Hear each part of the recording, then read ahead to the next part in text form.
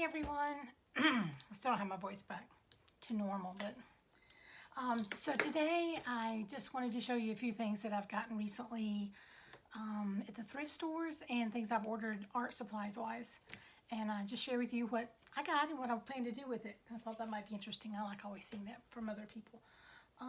So this week I got these little blocks in. You ever seen these? They're made by Speedball. They're carving blocks. It's like a high density rubber surface that you can carve into. And I wanted to do more of my own carvings and designs, stamp designs, when I do my jelly printing on my jelly plates. And I have done these before in the past. It's been a long time. But this is one that I've done in the past, if you can see. And they're fun to do. And they sort of evolve as you go. You can kind of, you know, I guess, pencil out your basic design. And then you just kind of keep whittling away at it. And there's carving tools that make it really easy to do. This is a Speedball carving tool. And this is the little nib, if you can see it.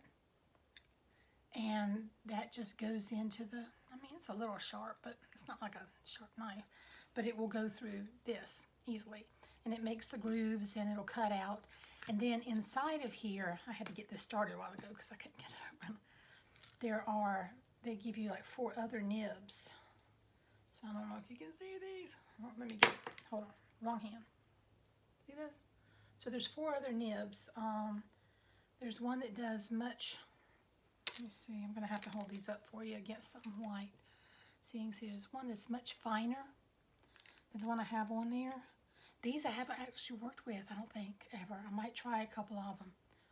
Honestly, this, I'm not really sure what I would do with that. I may have to get online and see, punch in on YouTube and see Speedball, you know, and see what they have.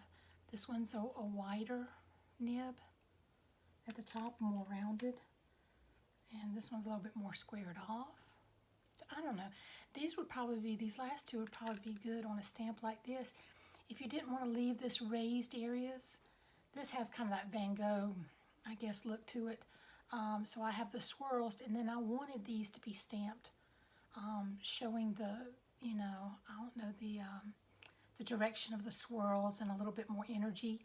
But if I only wanted the swirls to show and nothing else, I could use one of those wider ones and completely get rid of all this stuff in between. So it stood out more prominently, and then the only thing that would be stamped would be the swirl. But all the stuff in between them wouldn't be stamped. But I like that. That's what I was going for on there. So, and this is a stamp that I did of my dad's old 56 Buick. And I think I used this a lot in cards and things that I would make him when he was alive. And I think I even used it to make him some stationery or memo pads or something that I had made for him. With this old car on it, his old car. So you can really have some fun with them. So anyway, this is the Speedball cutter, and like I said, it comes with the extra nibs in there, and it's not very expensive. I mean, if you were going to start doing something, this is not that bad. You can get started with this in a couple of blocks for well under $20. So yeah, so I'm going to give that a try this week. So I'm happy to get those in. The other thing I got in, also from Speedball, were 2 new brayers. And the reason is, I had noticed that my brayer doesn't hold a lot of paint, and it was leaving a lot of like lines in my work. And normally I don't really care that much, but sometimes I do want a more clean look on a particular thing that I'm doing on it. And I was watching a video, and I'm sorry if I've got this wrong, but I think it was the Frugal Crafter maybe that said this. And she said that the black brayers are harder, and that you need the white or the red rubber ones. And they are a lot softer than my black one. Let me just get that. Oh, hang on. So this is the black one that I've been using. And it is really, there's no give. Whereas these both have a nice cushiony give to them. So I'm going to be doing some jelly printing this week, and I'm going to try those out and see if I like them better. That was a great tip. I love YouTube videos, don't you? I hope you can hear me. My voice is, I don't know where it's gone. I don't know. It and my back have left me.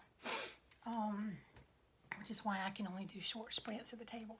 So one of the YouTubers that I follow a lot is Robin McClendon, and I love her style, and she does a lot of book arts, and she does a lot of jelly printing, and I like watching what she does. And I watched one of hers recently, and she got me turned on to these little journals at Walmart, like $3 maybe, between $3 and $4. And they've got like a nice hardcover. They usually have like these little dots, or there was one other style that was kind of really bright pink. And it has like this kind of an end on it. And now when you go into Walmart, they'll have journals like 3 different places. You're going to have school supplies, craft supplies, and office supplies. And this was over near the office stuff where the 3M tapes and mailing envelopes and all that were. It was in that section. Now, it doesn't mean it's going to be in that section in your Walmart. That's one thing about Walmart. They're not always the same.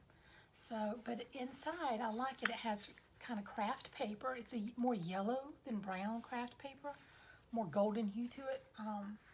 But I like it. And it's not as thick as cardstock, but it's not as thin as typing paper either. So I like the weight of the pages. So she does gel printing in that, and what she does is she uses a 3x5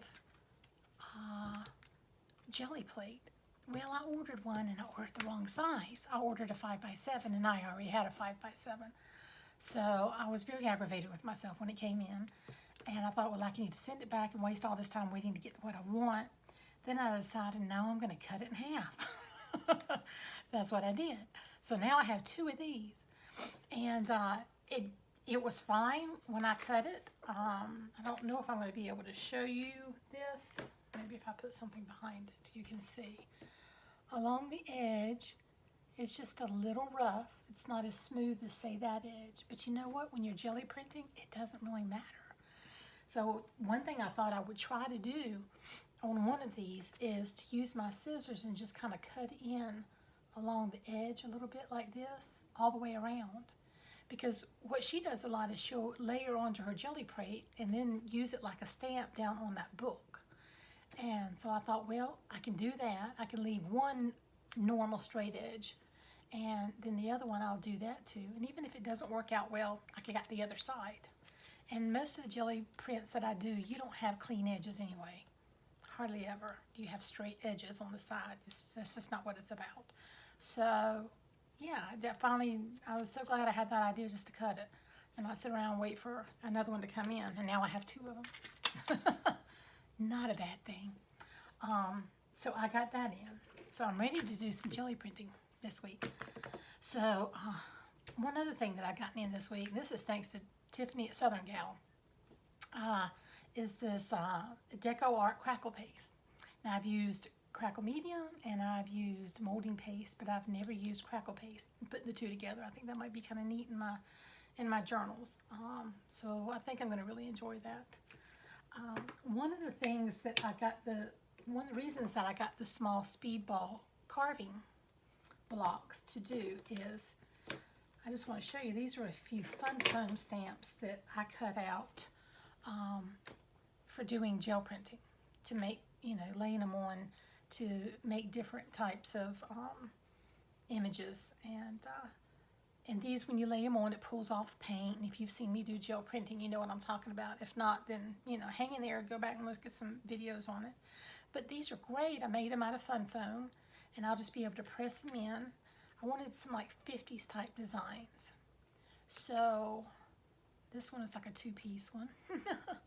And little squares. But then I thought, well, these would be great on the larger plate, but what on the new 3x5 one? So that's why I want to get the speedball, so I could do some of these same designs in the smaller blocks, so I could use them on the small designs. So there's that. Okay, I think that's it for the art supplies I've gotten in recently. So I went to the thrift store the other day, and I scored a couple of things that I thought were pretty cool. A little Vera Bradley bag for $3. I'm not a designer purse kind of a girl. But I do like soft, easy, pliable straps, and I don't even care about purses except that I have to have them to put my junk in. So I don't like the kind that keep sliding off your shoulders, and the fabric on those doesn't. Even though probably with all my back issues, I don't need to be wearing anything on my shoulders, but old habits are just hard to break. But this is the thing that I was really excited about. So I got this for $2. Can you see it? So it's one of those like desk organizers. But if you've seen me work, you know I've got two different things that I pull from. I have this small basket that has smaller pieces of things to pull from, okay? And then, hang on. Then I have a larger basket with some stuff.